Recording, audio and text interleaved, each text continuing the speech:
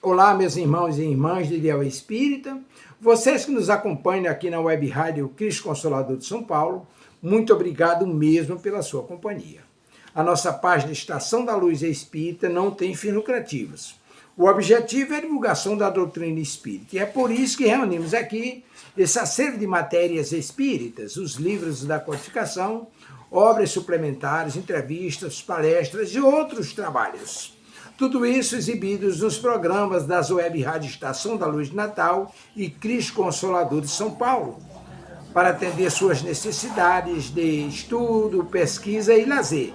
Tudo isso sem fim lucrativo, como já dissemos.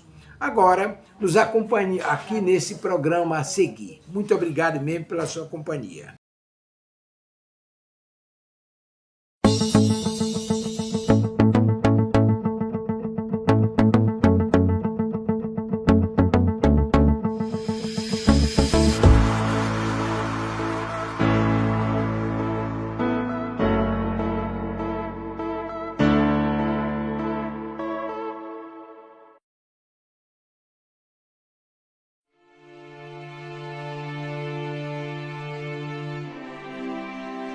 Sob as bênçãos de Jesus, iniciamos o Evangelho em Espírito e Verdade, trazendo os ensinos do Cristo de Deus através da imortalidade da alma, da vida futura e da reencarnação, apresentados pela doutrina espírita conforme a codificação de Allan Kardec, sob a orientação do Espírito da Verdade, para o estabelecimento do mundo de regeneração através da vivência do amor e do bem.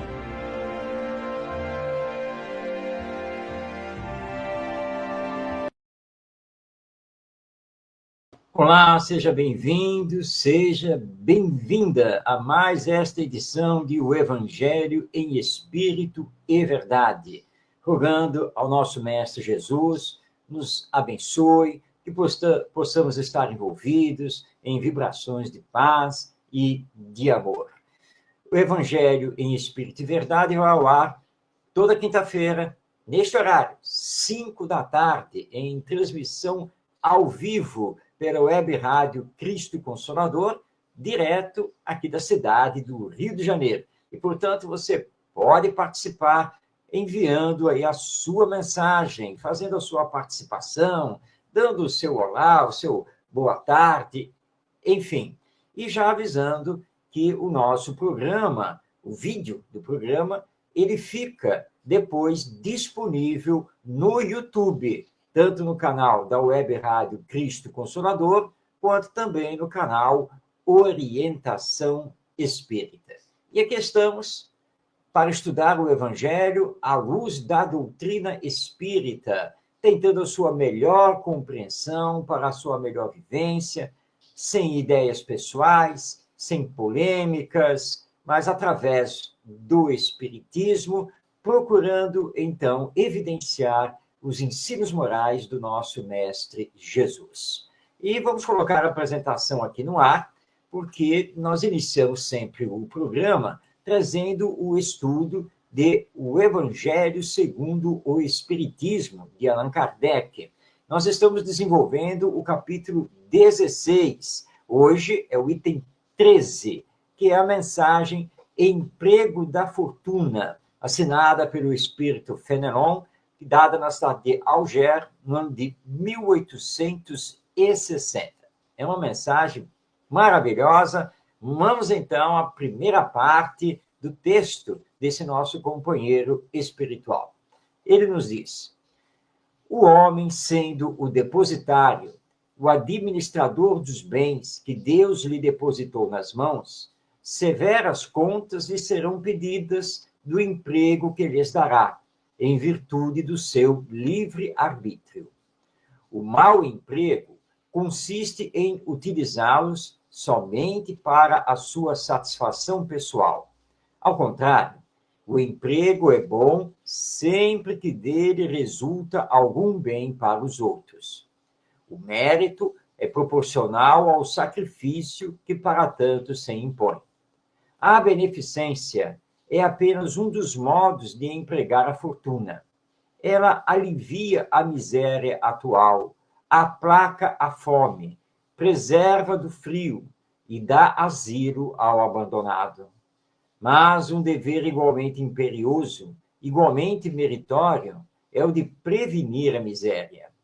É essa, sobretudo, a missão das grandes fortunas, pela possibilidade de proporcionarem trabalhos de toda a espécie. E mesmo que elas tivessem de tirar um proveito natural, o bem não deixaria de existir, pois o trabalho desenvolve a inteligência e exalta a dignidade do homem, sempre satisfeito de poder dizer que ganhou o seu próprio pão, enquanto a esmola humilha e degrada.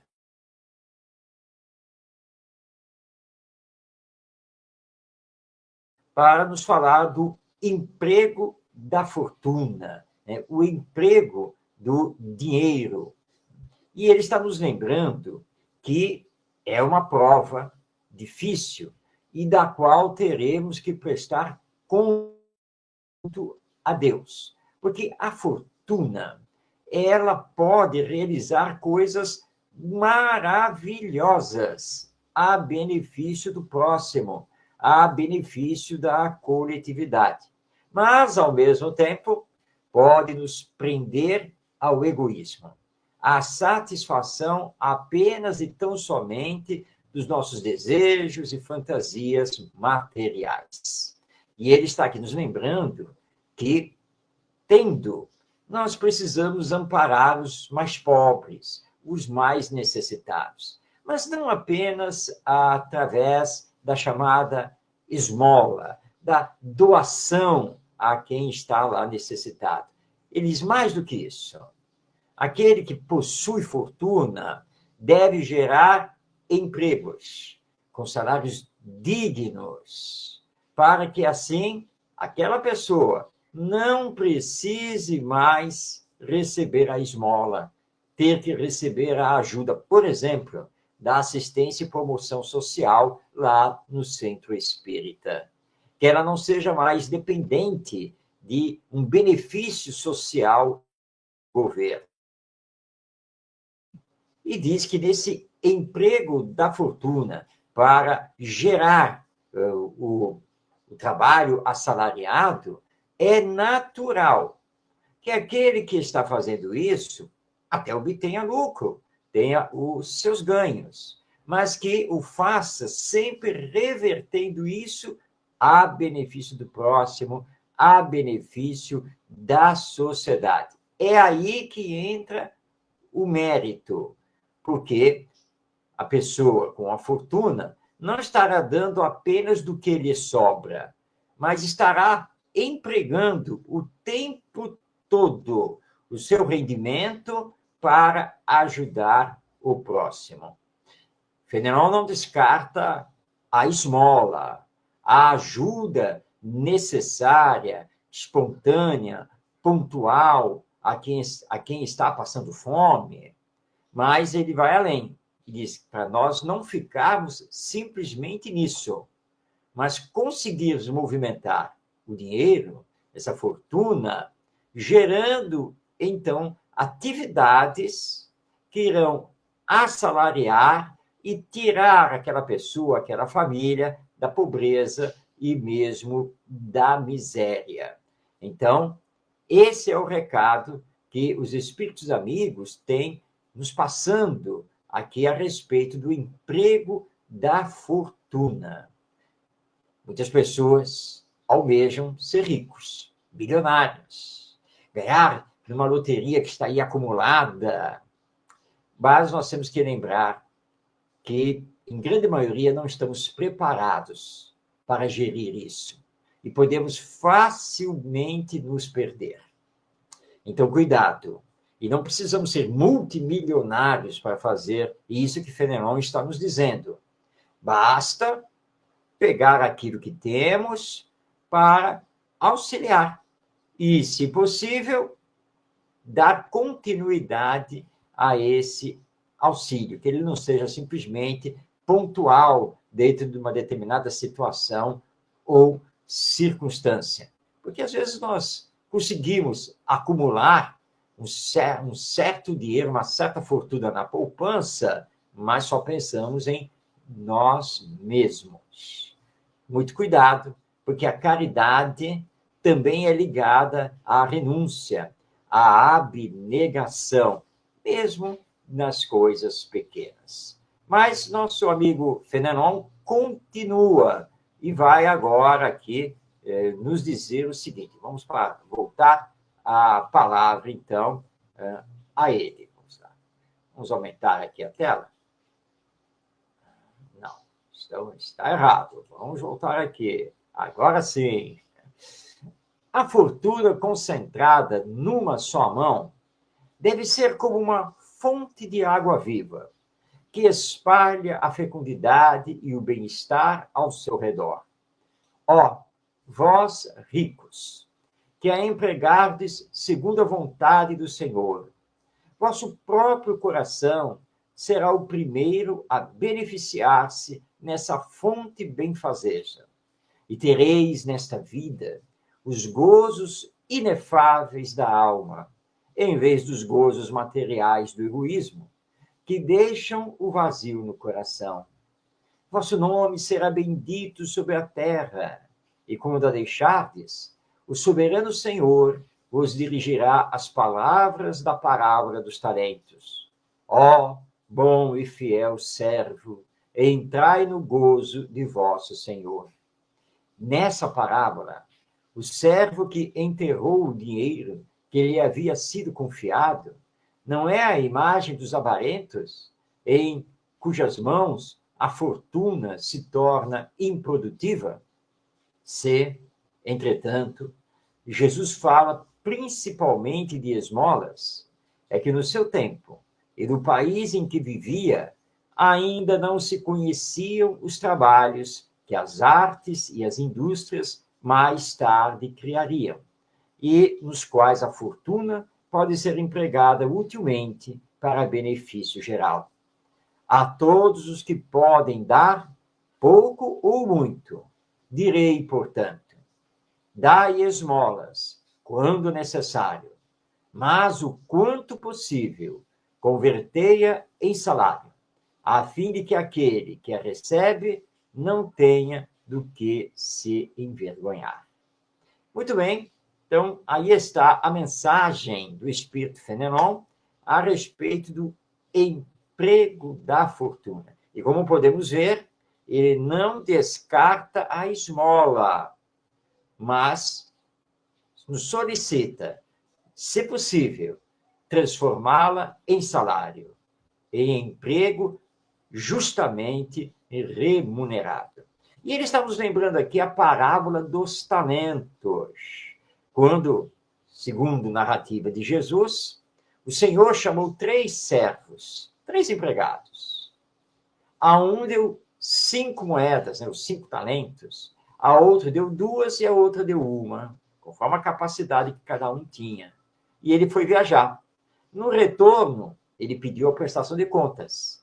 Aquele que tinha recebido 5 moedas havia aplicado e multiplicado para 10.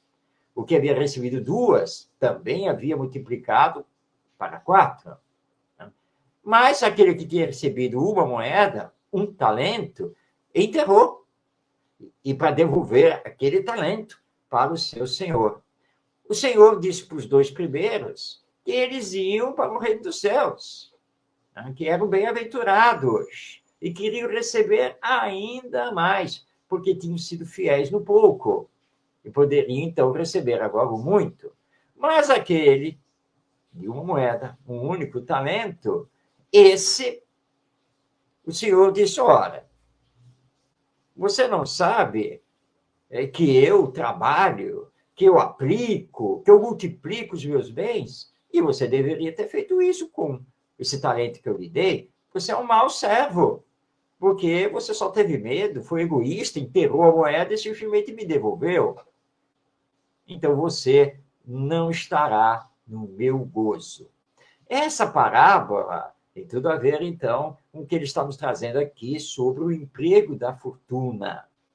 Ora, se você tem tem porque Deus lhe deu, porque tudo pertence a Deus. E precisa saber bem utilizar, lembrando dos outros. Mas se isso não fizer, não poderá ter como consequência, no depois da morte, a felicidade. Então, empreguemos a fortuna, pouca ou muita, como ele nos refere aqui do texto, sempre para fazer o bem ao próximo. E aí, nós seremos muito bem vistos pela espiritualidade superior, por Jesus e por Deus, e receberemos 100 por 1 pelas dádivas que distribuímos com os nossos recursos.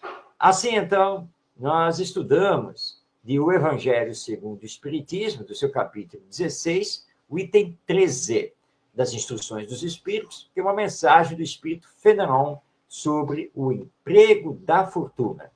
Na próxima oportunidade, estaremos aqui de volta para dar, então, continuidade a esse estudo do Evangelho segundo o Espiritismo. Porque agora nós vamos passar a palavra a Emmanuel, ele mesmo, esse benfeitor espiritual que coordenou toda a atividade literária e mediúnica de Chico Xavier.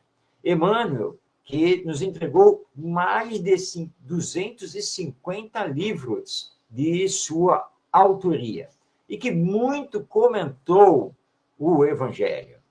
E, em destaque, as cartas de Paulo de Tarso. E nós estamos justamente estudando essas cartas, mas através dos comentários de Emmanuel. Hoje, nós vamos dar continuidade ao estudo da primeira carta aos Coríntios. Está aí na tela. Versículo 31 do capítulo 12. Quando Paulo, escrevendo aos Coríntios, mas também a nós, diz: procurai com zelo os melhores dons, e eu vos mostrarei um caminho ainda mais excelente. Então, devemos procurar com zelo os melhores dons. Vamos entender isso? O que exatamente Paulo quis dizer? Então, passemos a palavra a Emmanuel. E nós encontramos o seu comentário no livro Fonte Viva, no seu capítulo 54, com o título Procuremos com zelo. Vamos então fazer a leitura aqui do texto de Emmanuel, para na sequência fazermos o nosso comentário.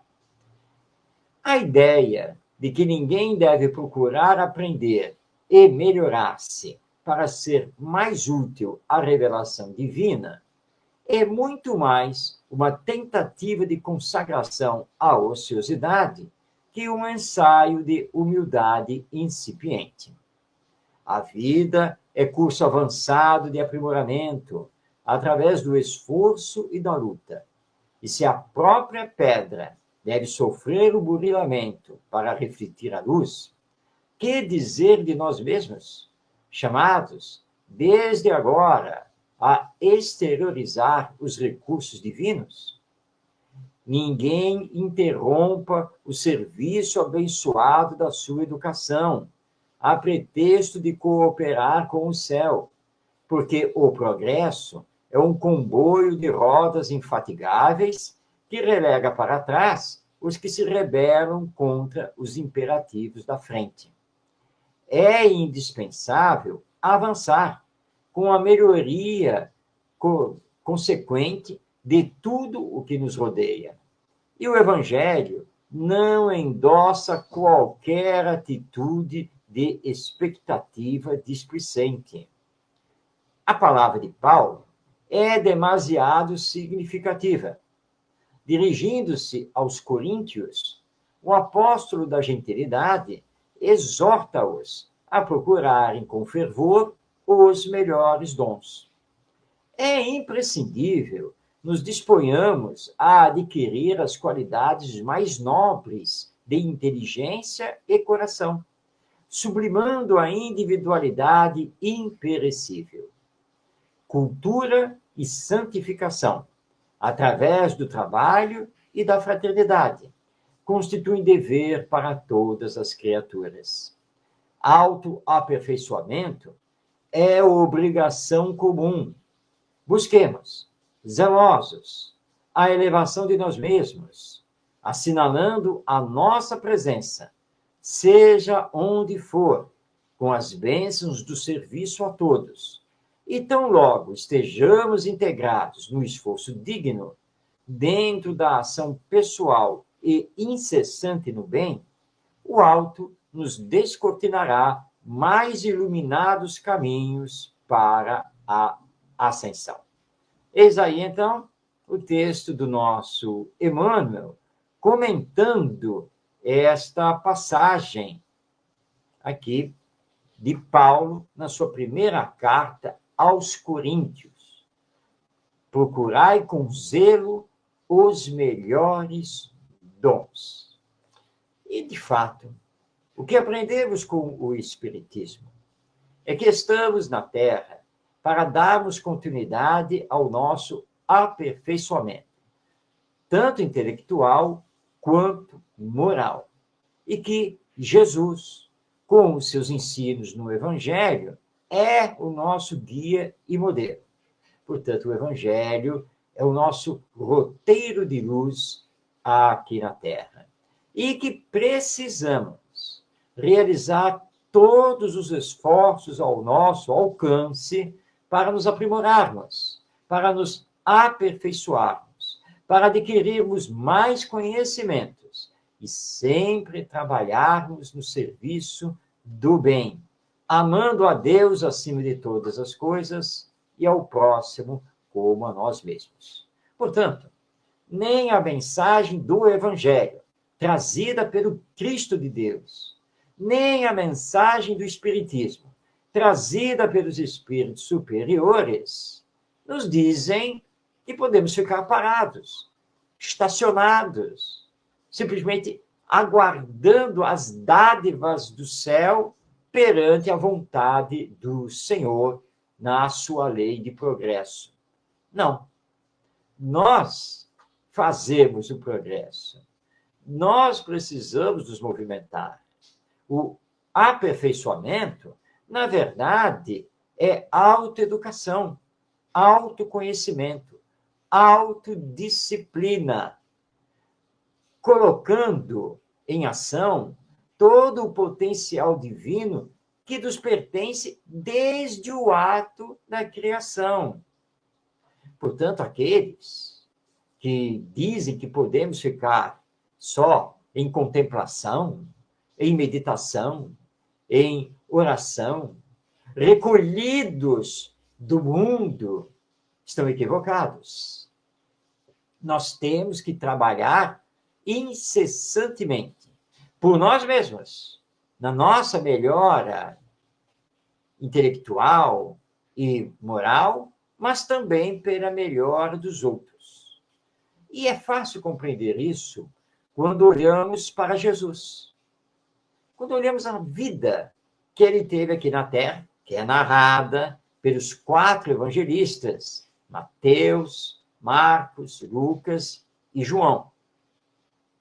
Nós vemos que Jesus não descansava, que Jesus trabalhou incessantemente, todos os dias, ensinando, curando, orientando, ouvindo, esclarecendo, o tempo todo rodeado, não apenas pelos seus discípulos diretos, mas também por aqueles que se tornariam apóstolos do Evangelho e multidões que acorriam a ele. Na narrativa, por exemplo, referente ao Sermão da Montanha, que é feita por Mateus, nos capítulos 5 e 6 do seu Evangelho, nós vemos que ele atendeu uma multidão calculada em 5.000 pessoas. Não apenas fez o sermão, mas depois atendeu centenas dessas pessoas, em particular. Mandou distribuir o alimento a elas. Ou seja, Jesus não parava. Porque depois disso, ele não se retirou simplesmente para dormir, para descansar. Não. Segundo os discípulos, ele já partiu para outra banda, já foi fazer outras realizações. Portanto, Jesus é o nosso exemplo de trabalho, de ação, de caridade, de amor ao próximo. Quando ele se recolhia, era apenas e tão somente para momentos de meditação e oração, de colóquio íntimo com o Pai. O resto era ação. E nós, então, tendo em Jesus o guia e modelo, não podemos ficar na inércia. Não podemos ficar aguardando que as dádivas dos céus venham até nós. Até porque elas só podem vir se tivermos o devido merecimento. Como vamos ter merecimento se não saímos do lugar? Se não estamos fazendo nenhum esforço? Se não estamos nos aperfeiçoando? A caridade exige ação, seja ela material, seja ela moral. Não basta estudar, não basta conhecer, é preciso viver. Se bastasse conhecer, muitos de nós já estaríamos salvos. Aliás, nem deveríamos estar neste mundo de provas e expiações. Mas não basta conhecer. Ainda mais quando esse conhecimento não está atrelado ao sentimento. Então, conhecer é importante, mas é preciso vivenciar esses conhecimentos. E não é por outra razão que o Espírito da Verdade nos diz, lá em O Evangelho segundo o Espiritismo, espíritas, amai-vos, eis o primeiro mandamento. Instruí-vos, eis o segundo. Então, ele aliou o sentimento, representado pelo amor, com o conhecimento, representado pela instrução. Mas é muito claro. Amor, em primeiro lugar. Na sequência, o conhecimento. Então, nós espíritas não podemos esquecer dessas verdadeiras advertências, tanto de Jesus quanto dos espíritos superiores. É por isso, então, vamos trazer de volta aqui a mensagem do nosso querido Emmanuel, vamos aumentá-la aqui na tela, quando, no final, ele nos diz que autoaperfeiçoamento é obrigação comum, ou seja, é obrigação de todos nós. E encerra magistralmente nos dizendo: busquemos, zelosos, a elevação de nós mesmos, assinalando a nossa presença, seja onde for, com as bênçãos do serviço a todos. Então, logo estejamos integrados no esforço digno, dentro da ação pessoal e incessante no bem, o alto nos descortinará mais iluminados caminhos para a ascensão. Emmanuel é muito claro. Autoaperfeiçoamento. Somente assim a espiritualidade superior, representando legitimamente o Evangelho, poderá nos dar mais serviço. É isso mesmo, não é descanso eterno, não, no depois da morte.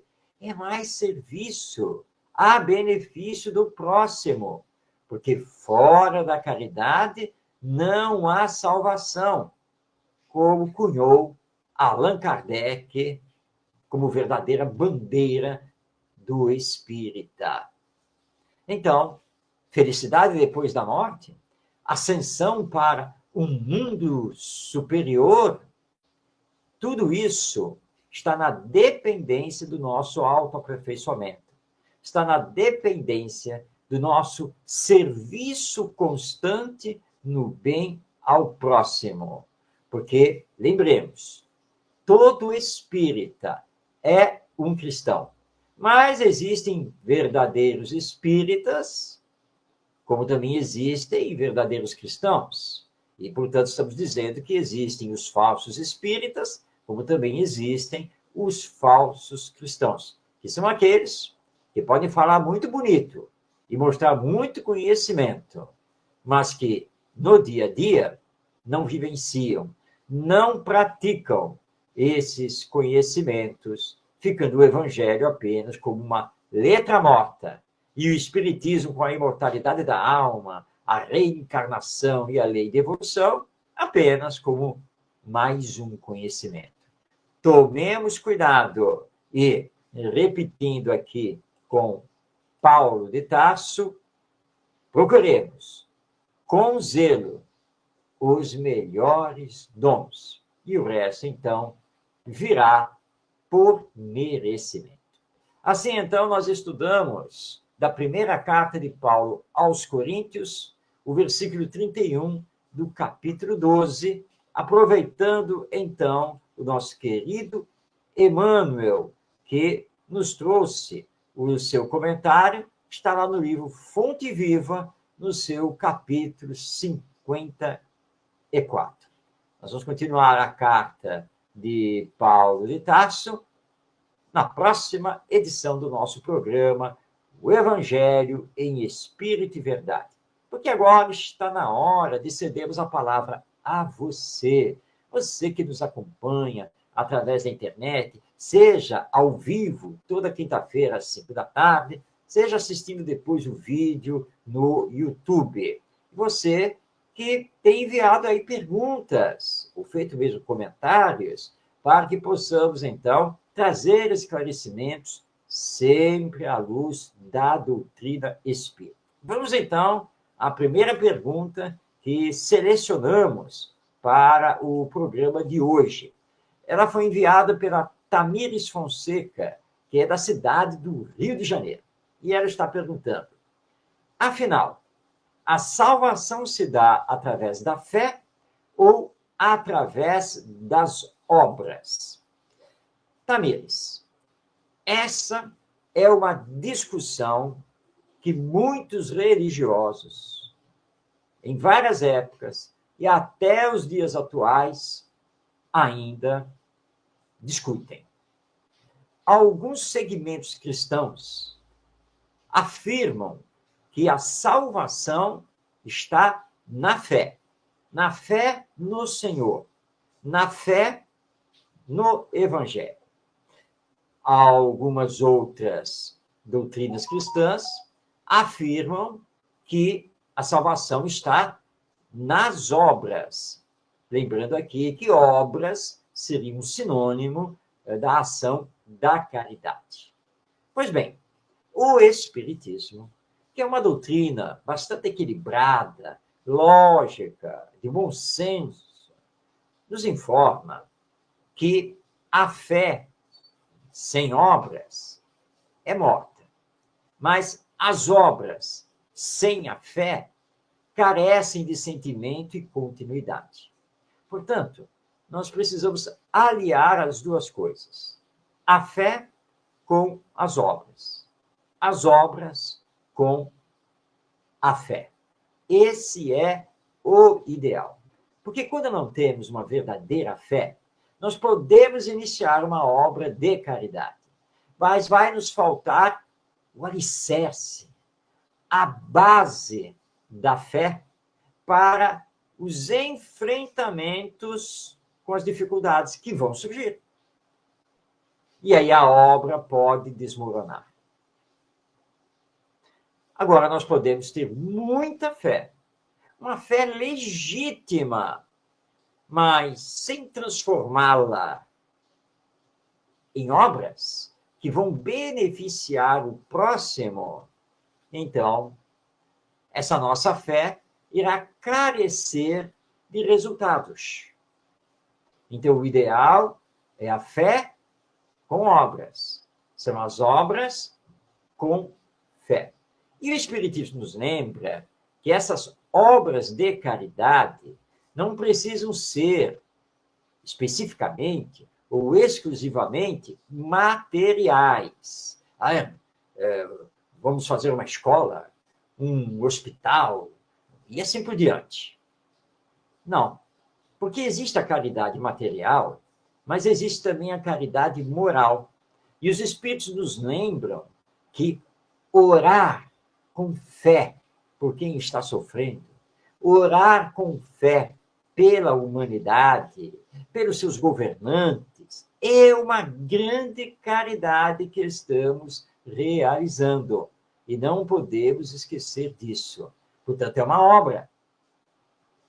Então, quando estudamos o Espiritismo, nós entendemos que a fé precisa, sim, ser acompanhada de obras materiais e ou morais. E as obras têm que estar alicerçadas de uma fé raciocinada, que é inabalável em todos os tempos da humanidade. Esse é o ideal. Portanto, a salvação não está apenas na fé, como não está apenas nas obras, mas, na verdade, na união entre fé e obras. Esse é o ideal que precisamos alcançar. Muito bem, vamos passar agora a palavra ao nosso, vamos lá, Renato de Oliveira. O Renato é lá de Vitória, Espírito Santo. Graças à internet, nós podemos receber aqui comentários e perguntas no Brasil inteiro, e, aliás, até de fora do Brasil, porque não há nenhum problema em relação a isso. Bem, o Renato pergunta: o que representa para a humanidade a transição da era judaica e pagã para a era cristã? Bem, nós sabemos que a época de Jesus vigorava aqui na Terra duas grandes correntes filosóficas e religiosas. O paganismo, que era representado pelos gregos, pelos romanos e outros povos do Ocidente e do Oriente, que formavam o conjunto do Império Romano. E nós temos o judaísmo, representado, então, pelo povo de Israel, o povo judeu. Eram as duas grandes correntes filosóficas e religiosas. Paganismo, que significa a idolatria a vários deuses, a um conjunto mitológico de crenças. Nós temos, por exemplo, a mitologia grega, temos também a mitologia romana, a mitologia persa, a fenícia, a babilônica. E temos, então, a crença num único Deus e no seu enviado, que no caso é Moisés, que é representada exclusivamente pelo povo judeu. Jesus era judeu. Jesus era oriundo da cidade de Nazaré, ali na região da Galileia, lá na Palestina. Jesus, portanto, professava o judaísmo. Foi formado pelos seus pais dentro do judaísmo. Mas Jesus não seguiu o judaísmo propriamente dito. Pelo contrário, ele o reformulou, ele o transformou. E disse que não estava aqui na Terra para seguir a lei dos homens, a lei mosaica, que era interpretada pelos judeus, mas sim a lei do Pai, a lei divina, que é a lei do amor. E os seus ensinos eram revolucionários para a época, porque eles nada tinham a ver com o paganismo e nem mesmo com o judaísmo. Que os discípulos, e na sequência os apóstolos e demais seguidores, passaram a entender que eles tinham em mãos uma nova doutrina. E essa nova doutrina, com o tempo, passará a ser chamada de cristianismo. A importância dessa transição é muito grande, porque Jesus esteve conosco num momento em que já estávamos mais amadurecidos para receber uma mensagem mais espiritualizada, uma mensagem que nos levasse a compreender o amor ao próximo, o perdão das ofensas, a caridade para qualquer pessoa e assim por diante. Então, foi um verdadeiro passo gigantesco, um salto na nossa evolução.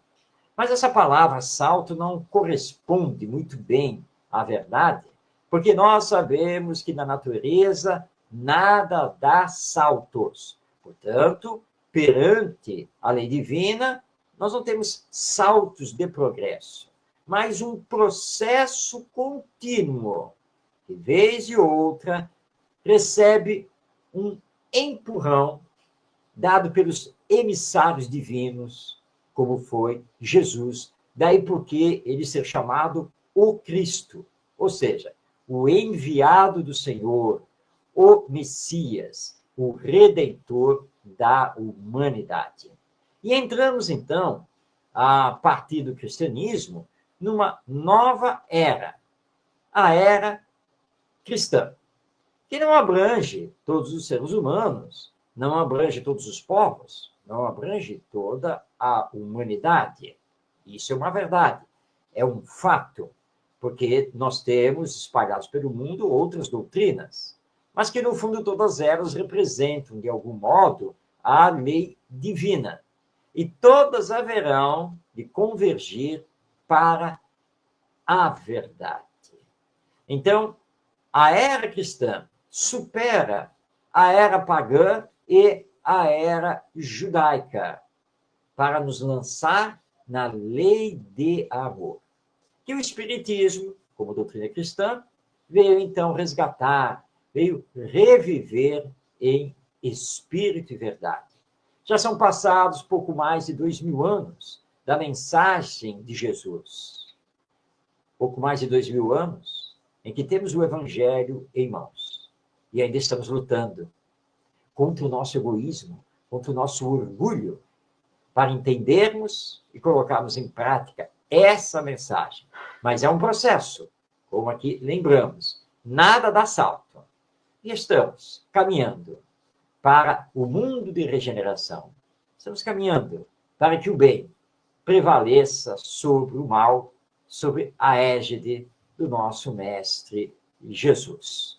E precisamos, então, fazer todos os esforços para que isso cresça cada vez mais e consiga, então, abranger toda a humanidade. Assim, então, essas foram as duas perguntas que trouxemos para o nosso programa e estamos aguardando a sua pergunta, a sua participação para trazermos aqui em próxima edição. Bem, agora está na hora de cedermos a palavra a José Herculano Pires. Se você não o conhece, deixamos aqui a recomendação para que você faça uma pesquisa no Google. Faça uma pesquisa aí na internet para saber quem foi José Herculano Pires, porque ele desencarnou em 1979 e trabalhou arduamente lá em São Paulo, capital, pela divulgação do Espiritismo e do Evangelho. E nós estamos trazendo aqui para o programa comentários que ele fazia sobre o Evangelho no programa No Limiar do Amanhã, que era um programa produzido e apresentado por ele na Rádio Mulher, lá de São Paulo, capital. Os áudios estão disponíveis na internet, mas estão disponíveis os áudios de todo o programa. O comentário do Evangelho ele fazia no final. Então, nós editamos esses áudios para trazer para o nosso programa a palavra de José Herculano Pires apenas sobre o Evangelho, que é o que trabalhamos aqui no nosso programa. Vamos, então, passar a palavra a ele, José Herculano Pires.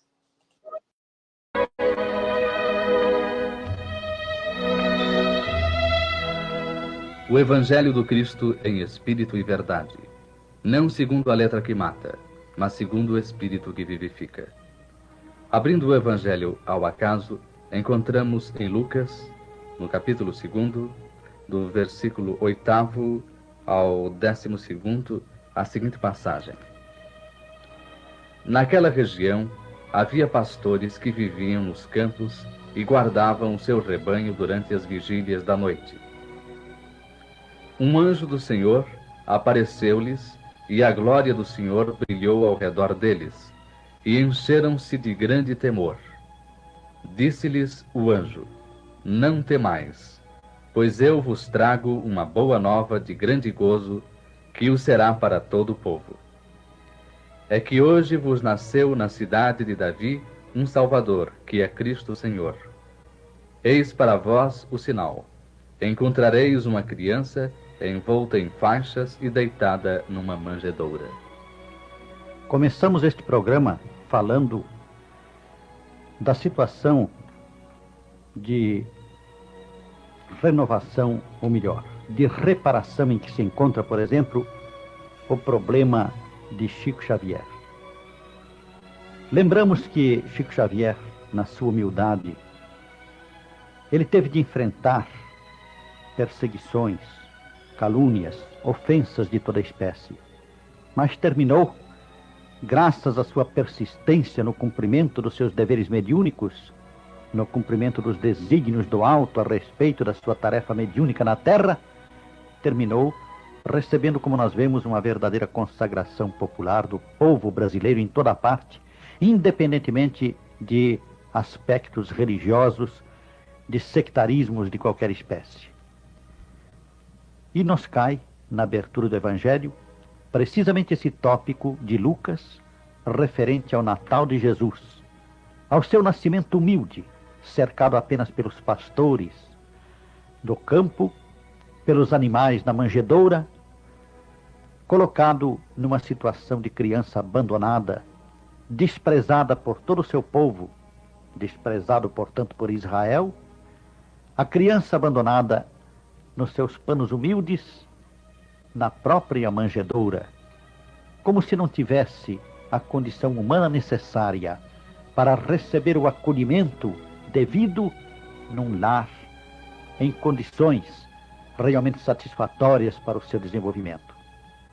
Mas vimos que, ao mesmo tempo que isto acontecia, a humildade de Jesus era coberta, por assim dizer, por uma apoteose de acontecimentos espirituais que iluminavam o céu e que faziam a terra sentir, na profundeza dos corações humildes e sinceros, os grandes acontecimentos que iriam ocorrer dali por diante com o seu nascimento.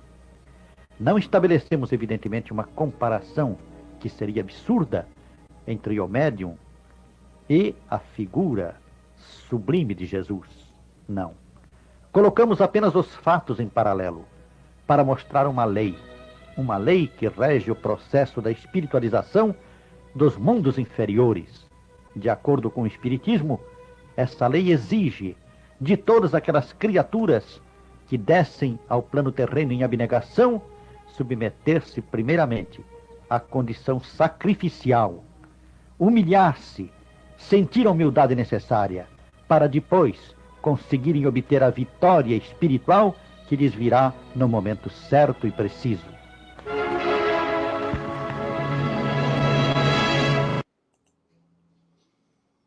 Bem, tivemos então a palavra de José Herculano Pires. E ele está lembrando, na sua fala, um episódio acontecido, aliás, um episódio não, foi todo um tempo acontecido com o nosso querido Chico Xavier, na década de 1970, quando o Chico foi realmente muito atacado, em que muitas pessoas fizeram reportagens maldosas contra ele, com inverdades, mentiras, mas que depois ele acabou se consagrando a partir principalmente da participação no programa Pinga Fogo da antiga TV Tupi, que foi um sucesso estrondoso, não apenas nacional, mas mesmo internacional. E hoje estamos aí com a obra mediúnica de Chico Xavier e seus exemplos de vida nos dignificando, nos enriquecendo. E Herculano Pires foi muito amigo de Chico Xavier e um grande defensor desse nosso querido médium mineiro e toda a sua obra psicografada, toda a sua obra mediúnica. E Herculano, então, nos lembrando da necessidade da humildade, do serviço no bem, porque depois a verdade é o que fica e a glória será simplesmente nossa, do trabalho, então, realizado. Jesus venceu o mundo e nós também temos que vencê-lo, vencendo a nós mesmos e não nos deixando levar por dificuldades, problemas, incompreensões, porque elas são naturais nesse atual estágio evolutivo em que nos encontramos. Mas com fé, com perseverança, com trabalho do bem, haveremos, então, de tudo superar. Então, com essa palavra de José Herculano Pires, estamos chegando ao final do nosso programa, o Evangelho em Espírito e Verdade. Lembrando que o programa vai ao ar toda quinta-feira, ao vivo, às 5 da tarde, em transmissão da Web Rádio Cristo Consolador. Depois, o vídeo do programa, ele fica disponível no YouTube. Então, você poderá acessar a qualquer tempo, qualquer hora. 2 canais no YouTube mantêm os vídeos no ar. O canal da Web Rádio Cristo Consolador e o canal Orientação Espírita. E lembramos que você pode participar do nosso programa, pode enviar uma pergunta, não precisa ficar com dúvidas em relação ao Evangelho e ao Espiritismo. Rogando a Jesus, nos abençoe, que possamos estar sempre envolvidos em vibrações de paz e de amor. Nós chegamos ao final desta edição de O Evangelho em Espírito e Verdade. Agradecendo por esta oportunidade, desejando paz em sua vida. Receba o meu abraço e até o nosso próximo encontro. E como já estamos aqui no mês de dezembro e teremos na próxima semana já as festividades do Natal e o nosso programa não estará ao vivo, nós desejamos aqui, então, a você e aos seus familiares um Feliz Natal, sempre com Jesus em nossos corações.